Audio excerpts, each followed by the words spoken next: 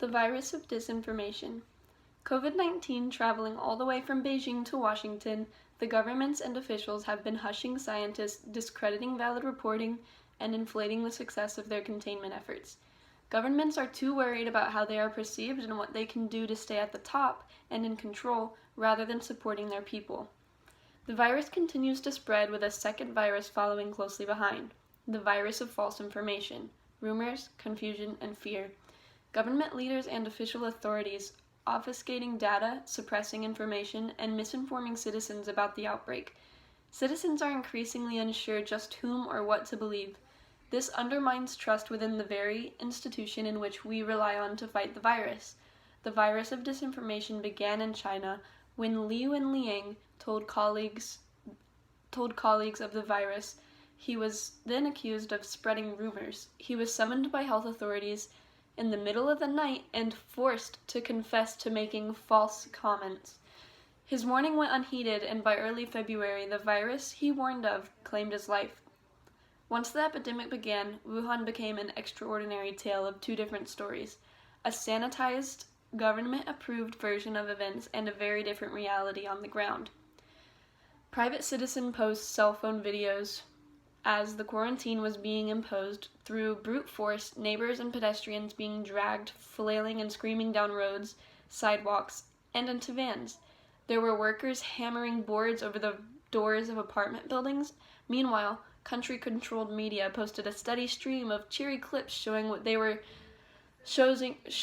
what were supposedly virus patients dancing beside their hospital beds and happy healthcare workers shaving their hair to promote hygiene. It got worse from there. At least 3 Chinese citizen journalists reporting on the virus have disappeared into detention. Their whereabouts unknown. One, a former Chinese government television journalist, filmed his own arrest. The Chinese government even has secret detention centers for public activists, and they often face up to 15 years or more for speaking up against wrongs. The Chinese president wants to write a book about his victory over the virus and have it translated into 5 different languages, despite the rapidly rising number of cases. That goes to show just what he is worried about: reputation.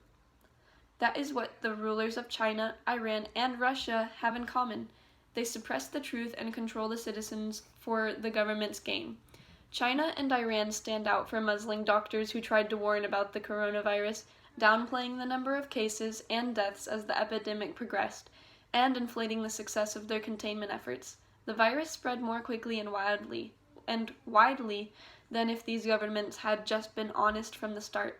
Russia, whose government has weaponized disinformation at home and abroad, is up to its usual antics of spreading conspiracy theories about the origin of the virus, like, it was biologically engineered by the CIA, which is blatantly false, It is less than surprising that the countries are keeping valuable information from people. But what is new and deeply disturbing is that the virus of disinformation has infected the highest levels of the United States government. U.S. President Donald Trump's public downplay of the outbreak and administration's muzzling of scientists, attacks on journalists, and lashing out at critics has slowed and obstructed the U.S. response to the coronavirus, and risk undermining efforts to control the virus spread. When the first case of the coronavirus showed up in the United States and Americans were in need of information, the administration treated legitimate questions about the country's public health response as personal or partisan attacks. The acting White House chief of staff accused the media of reporting on the virus to attack Trump, saying, "The reason you're seeing so much attention to the coronavirus is because they think this is going to be that thing that brings down the president. That's what this is all about." Mulvaney said this to the conservative conference audience. Sadly, due to the president of China's ego and other countries' leaders' dishonesty towards everyone else involved with the virus, the epidemic has brought the United States to a dangerous situation where citizens wonder if they can still trust their government.